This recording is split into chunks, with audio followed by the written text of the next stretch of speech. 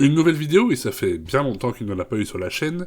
Aujourd'hui, on va parler d'un personnage clivant, et on a vu ça il n'y a pas longtemps. Certains souhaitent le voir disparaître de l'espace public, d'autres le défendent. Dans tous les cas, il fait partie de l'histoire de France, si ce n'est dans une moindre mesure de celle du monde. Nous allons voir ce qui, dans sa vie, génère tant d'avis opposés.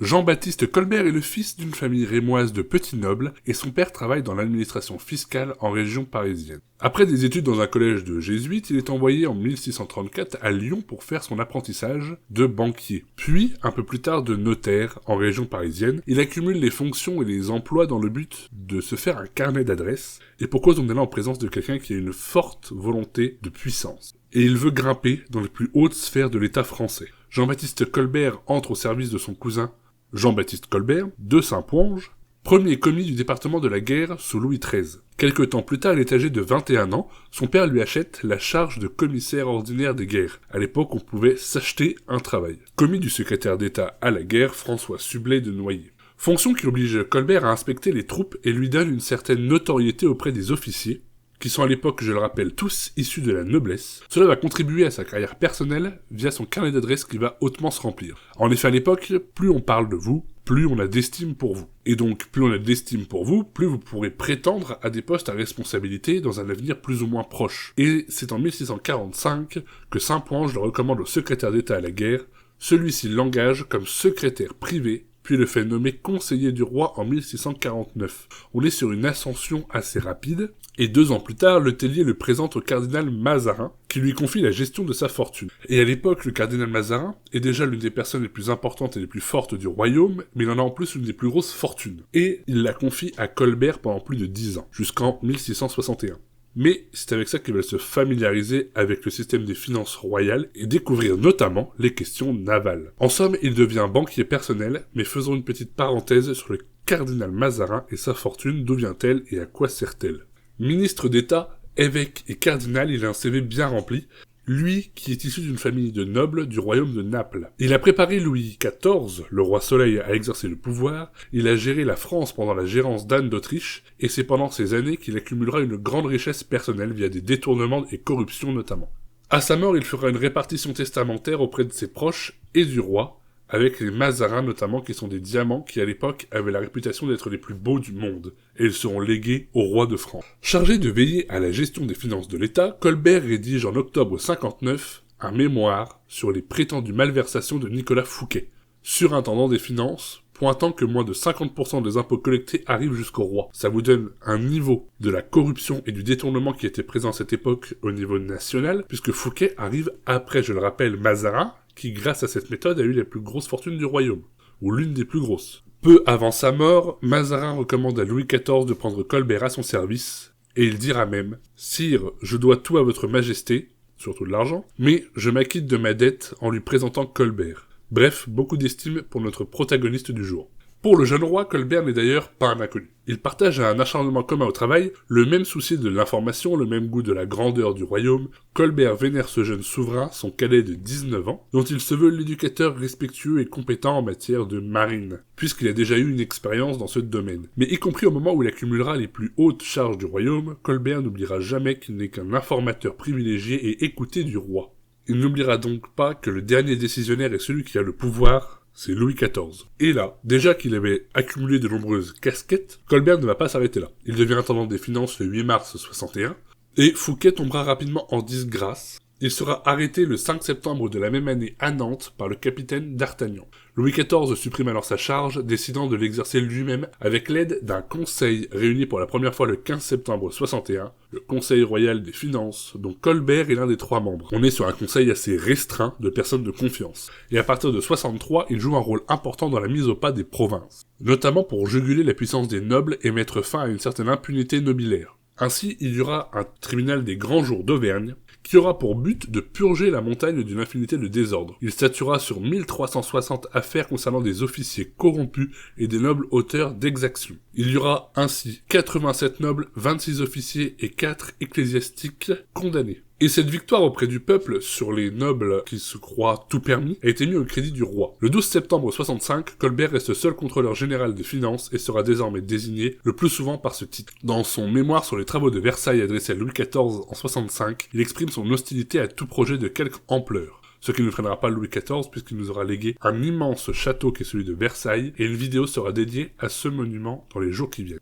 Peu de temps avant l'année 1670, Colbert renforce son pouvoir en devenant secrétaire d'État à la maison du roi et secrétaire d'État de la marine. Ces diverses charges lui permettent d'exercer une grande influence dans plusieurs secteurs d'intervention de l'État du Royaume de France. Finances, industrie, commerce, marine, police, justice, administration, travaux publics, postes, agriculture, aménagement du territoire, culture. Colbert contrôle donc près de 2/3 de l'activité des finances du royaume. S'il se passe une chose d'importante, Colbert est forcément au courant, voire en est décisionnaire. Seuls lui échappent les affaires étrangères et la guerre, confiées alors à Hugues de Lionne et à Michel Letellier, puis à son fils François-Michel Letellier de Louvois. Tout en gérant donc les affaires de l'État et en enrichissant la France, Colbert amasse une fortune personnelle importante, environ 4,5 millions de livres, sachant qu'une livre à l'époque faisait environ une vingtaine d'euros grossièrement. Fortune qui sera tout de même moins élevée que celle de Mazarin, peut-être parce qu'il y aura moins de détournements, bien qu'on ne peut pas prouver qu'il n'en ait pas eu. Alors, faisons un petit point sur qu'est-ce qui a permis à Colbert et à la France d'accumuler cette richesse. On en a souvent parlé, notamment quand il est revenu au devant de la scène publique, ça s'appelle le colbertisme. Et c'est sous le contrôle de Louis XIV, Colbert n'aura le cesse de donner une indépendance économique et financière à la France. Et pour cela, ce sera des investissements dans les manufactures et les compagnies coloniales françaises. Il souhaite mettre un terme à un système économique précédent qui était celui d'avoir une rente, pour que l'État devienne alors acteur de l'économie, et que l'on ait une économie de production, plutôt que celle de rente. Pour Colbert, la puissance d'un royaume se définit par la richesse de son souverain. Donc, il veut un roi riche. Il veut une balance commerciale excédentaire, et une fois que cette balance commerciale excédentaire est atteinte, accroître le produit des impôts. En clair, il faut que les producteurs vendent plus qu'ils n'achètent, et surtout, qu'ils achètent leurs matières premières en France. Et l'État collecte encore plus d'impôts sur cette balance encore plus positive. C'est une forme d'ancêtre d'impôt sur le revenu. Pour enrichir la France, Colbert met en place un système économique, souvent appelé colbertisme, mais qu'on peut aussi appeler le mercantilisme. Il veut importer des matières premières bon marché pour les transformer en produits de qualité qui pourront se vendre plus cher. C'est-à-dire industrier la France et réexporter les produits à forte valeur ajoutée avec une balance de paiement excédentaire. Dans ce but, alors, il convient de faire 3 choses. Créer une puissante marine qui importera les matières premières et exportera les produits finis, réglementer la production de corporations, et créer une manufacture avec monopole qui fabriquera les produits de qualité à partir des matières premières. C'est en somme les fondations de l'industrie du luxe qui aujourd'hui encore a une très très belle image à l'international. L'industrie du luxe française, c'est les plus gros groupes de la bourse française, et ils font partie aujourd'hui des plus grandes fortunes du monde. En 63, il est nommé intendant de la marine. Louis XIV fait de la Nouvelle-France une province royale sous juridiction de la marine de Colbert. Il fondera la même année l'Académie des inscriptions et belles lettres. En 64, il est nommé surintendant des bâtiments et manufactures. Il fondera la Compagnie des Indes occidentales France. Le but étant de toujours ramener des matières premières. Et il ira même un peu plus loin, puisqu'il va dissoudre ça en 74, et il va décider plusieurs choses dans l'économie. Il va décider de copier les productions des États voisins, notamment de l'Angleterre et des Pays-Bas, pour rendre la France indépendante. Il débauche des ouvriers étrangers, notamment les vitriers flamands, des verriers vénitiens, pour former les ouvriers et des manufactures françaises. Il apporte ainsi un nouveau savoir-faire en France, dans le but de ne plus payer la main-d'œuvre aux pays étrangers. Au début, l'objectif de Colbert était de faire venir les matières premières, de faire une forte valeur ajoutée et de les revendre. Sauf que chaque pays, à l'époque, avait ses spécialités. Et il veut débaucher les artisans des pays étrangers afin de ramener le savoir-faire en France, et que la France puisse, entre guillemets, faire de tout. Ça a notamment servi aux grandes glaces de Versailles, et à plein d'autres créations de monuments à l'époque. En 64, il met en place le premier tarif des douanes modernes, appelé tarif Colbert. La perception des droits de douane est désormais utilisée à la carte comme barrière tarifaire sur les importations plus compétitives que la production locale. On retrouve ici l'idée de privilégier le franco-français et qui sera la ligne rouge, taxe douanière qui sera revue à la hausse en 67 par Louis XIV envers les Anglais et les Hollandais. En effet, cela créait aussi un poids politique au sein de l'Europe de l'époque. Il protégera aussi le savoir-faire français, mais le savoir intellectuel, les sciences, les lettres, les arts, et est élu à l'Académie française en 67. Il favorise également la recherche en créant l'Académie des sciences, l'Observatoire de Paris, ainsi que l'Académie royale d'architecture. En 76, il promue l'établissement d'une école académique dans toutes les villes du royaume. Le but derrière est encore économique. Promouvoir les sciences de développement et la recherche a pour but de créer de nouveaux savoirs et des savoir-faire afin de créer des monopoles français et donc un revenu majeur pour la France. L'idée de Colbert est dans un premier temps d'aller chercher les savoir-faire étrangers pour les ramener en France, puis de les faire améliorer en France pour surpasser ceux des étrangers. Le 16 février 69, il est nommé secrétaire d'État de la Maison du Roi, auquel il rattachera la marine, département qui lui est très cher. Et il passera d'ailleurs, un mois plus tard, la commande de 276 navires de guerre, triplant ainsi la capacité de commerce maritime de la France. On retrouve ici les idées de base du colbertisme. Expérimentée en Normandie à compter de l'année 55, la réformation de la noblesse est étendue à l'ensemble du royaume après 1664. Sous le pilotage de Colbert, cette mesure vise à dresser un catalogue de l'ordre nobiliaire pour assujettir l'impôt direct à des milliers de foyers jusque-là exemptés fiscalement.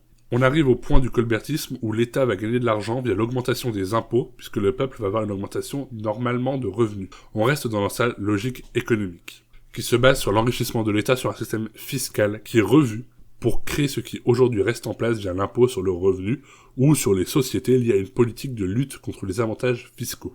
Colbert lance aussi une grande réforme des forêts royales pour la mise en ordre des droits du roi et la fourniture de bois pour la marine. Il fait aménager les forêts avec l'obligation de conserver une partie de chaque forêt en haute futée, en fait limiter le pâturage en forêt.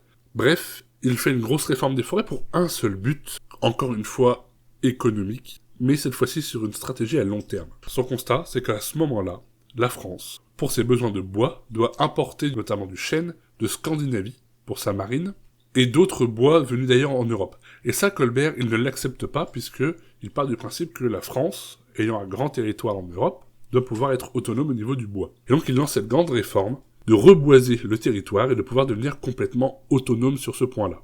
Et, dès 1670, on n'utilisera plus que des bois français. Et cette grande réforme sera la base de travail pour le Code forestier moderne de 1827. En 1673, il ordonne la création de la Caisse des emprunts pour permettre de financer des expansions extraordinaires de l'État. Voilà le début de la dette publique. Colbert met aussi en place l'idée d'hypothèque pour pouvoir avoir une sécurité juridique des transactions immobilières et du crédit. Le but ici est de faciliter l'investissement via des prêts. Pour favoriser le commerce, il crée aussi des infrastructures, il fait améliorer les grandes routes, il en ouvre des nouvelles, il fait relier la Méditerranée et l'océan Atlantique par le canal des deux mers. Colbert fait paver et éclairer Paris, dont la plupart des rues étaient boueuses. Colbert embellit la ville de quais, de places publiques, de portes triomphales, comme la porte Saint-Denis et Saint-Martin. On lui doit aussi la colonnade du Louvre et le jardin des Tuileries. Bref, il veut ici améliorer le confort de vie de Paris, puisqu'il part du principe que embellir Paris montrera la puissance aussi de cette ville auprès des pays voisins, et à l'époque, être le plus fort d'Europe revient à dire qu'on est le plus fort du monde.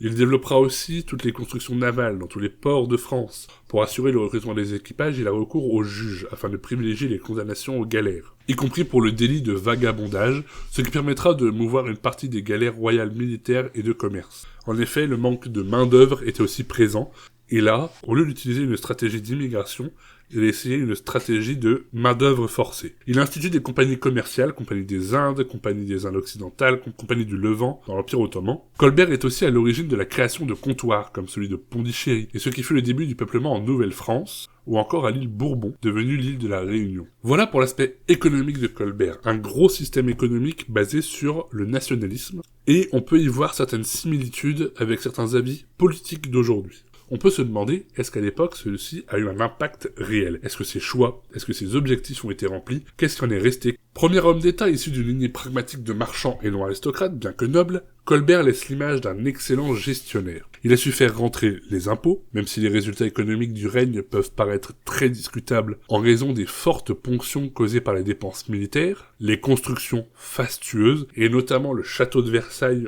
on va y revenir dans la vidéo qui lui est dédiée, vous allez voir, la facture était immense, mais aussi les largesses du roi à ses courtisans. Finalement, la limite de Colbert fut le système politique, la monarchie. Et il faut aussi prendre en compte que Louis XIV a encore régné 32 ans après la mort de Colbert, de 1683 à 1715, et le roi est personnellement responsable du départ des riches industriels huguenots, qui étaient venus grâce à Colbert. Ils vont enrichir l'Europe protestante du Nord, dont la Prusse et l'Angleterre, mais tant que Colbert est resté aux affaires, les budgets ont été à peu près maîtrisés et équilibrés. Les déficits ne cessent de s'accumuler après son départ, la dette publique augmente après son départ. comme quoi les résultats économiques font preuve d'une limite dans la durée assez contraignante. Le terme de colbertisme désigne aujourd'hui sa doctrine économique, mais aussi un excès de l'intervention de l'État dans l'économie, dû notamment à sa politique d'imposition et de comparaison des autres pays occidentaux. A contrario, la Révolution française et les lois d'Ayard de 1791, ou la loi Goudard de la même année aussi, suppriment toute l'ancienne réglementation manufacturière ainsi que les inspecteurs de Colbert, instaurent bel et bien une totale liberté d'entreprendre. La Révolution française mettra ainsi fin aux dernières constructions du colbertisme, bien qu'aujourd'hui il y a encore des choses qui viennent directement de ces actions. Maintenant on va aussi parler de la critique moderne. Les actions récentes, bref, parlons de ceux qui choquent. Et c'est pour ça que je n'ai pas parlé jusqu'ici du Code Noir. En septembre 2017, une tribune du Conseil représentatif des associations noires de France, CRAN, signée par plusieurs personnalités, demande le retrait du nom de Colbert de l'espace public et notamment que les collèges et lycées à ce nom soient débaptisés et renommés. D'autres analyses relèvent que Colbert, dans un contexte où de nombreuses nations de l'époque européenne, africaine et moyen-orientale pratiquaient l'esclavage, sans cadre, a posé des règles, dont certaines adoucissait le sort des esclaves par rapport à la période précédente. Bien que le Code Noir assimilait les esclaves au statut indigne de biens meubles, voire même le statut d'esclave est indigne, il est important d'avoir à l'esprit que juger l'histoire avec un regard moderne est absurde. C'est oublier le principe même de l'étude historique qui se base sur la compréhension des événements. Bref, ne soyons pas dans l'absurdité. Parlons donc de ce Code Noir. Ce texte juridique qui encadre le traitement des esclaves, certes, c'est pas la joie, mais il est important de comprendre qu'avant cela, il n'y avait aucun cadre. C'était libre recours aux propriétaires. Alors que le code à l'époque, vu comme révolutionnaire et progressiste, voit le statut des esclaves évoluer. Une obligation de toit, de nourriture apparaît, ainsi que l'enregistrement des esclaves dans un suivi obligatoire. Et ça a permis beaucoup d'avances historiques, notamment sur le nombre d'esclaves. Ça nous permet d'avoir un chiffre plus proche de la réalité dans les colonies françaises. Bien que ce soit dramatique, il faut comprendre que la démarche, qui certes aujourd'hui nous paraît scandaleuse, abjecte, mais le contexte historique est important. Et pour preuve, prenons une déclaration d'octobre 2017 de l'ancienne garde des Sceaux et candidate à l'élection présidentielle au moment où je tourne, Christiane Taubira. Elle estime le débat assez simpliste. Au pays qui se prétend le cœur des Lumières, sur ces sujets-là, la raison disparaît. Il ne reste que l'affectif. Pourquoi ne pourrait-on pas réfléchir au rôle de Colbert dans la rédaction du Code Noir? Ce qui ne veut pas dire que Colbert n'était que cela.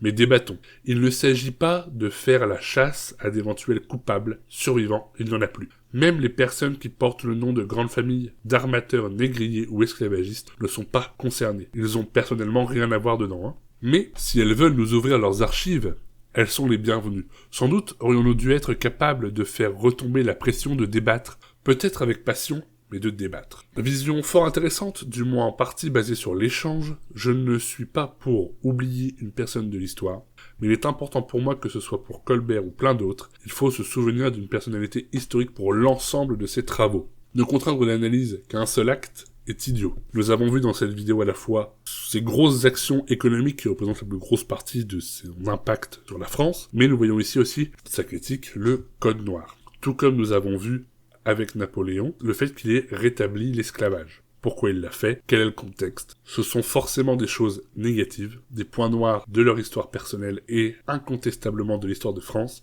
mais il est aussi important de prendre l'intégralité des actes en cause. En juin 2020, dans une tribune du journal Le Monde, Jean-Marc Ayrault, président de la Fondation pour la mémoire de l'esclavage et ancien Premier ministre, appelle à ce que les lieux à l'Assemblée nationale ou au ministère de l'économie portant le nom de Colbert soient rebaptisés. Je cite, « Comment comprendre que dans les locaux de l'Assemblée nationale, le cœur battant de notre démocratie, une salle porte encore le nom de Colbert, qu'on ne savait pas être une figure de notre vie parlementaire ni de la République. » Le 23 juin 2020, la statue de Colbert de Jacques-Edme Dumont est vandalisée devant l'Assemblée nationale. Et là, on rentre dans l'événement médiatique qui fait suite à ce qui s'est passé en Angleterre avec le déboulonnement de statues. Encore une fois, je trouve que c'est une idiotie, car on parle d'une personne par le prisme d'une action, d'un secteur, sans prendre en compte un travail global. Et revenons au principe de l'oubli. Si on oublie les personnes problématiques de notre histoire, ceci devient une erreur, une faute. Car il est important de se souvenir du négatif pour pas qu'il ne se reproduise. C'est ici le principe du devoir de mémoire. Rappelons-nous aussi du négatif pour en tirer des leçons.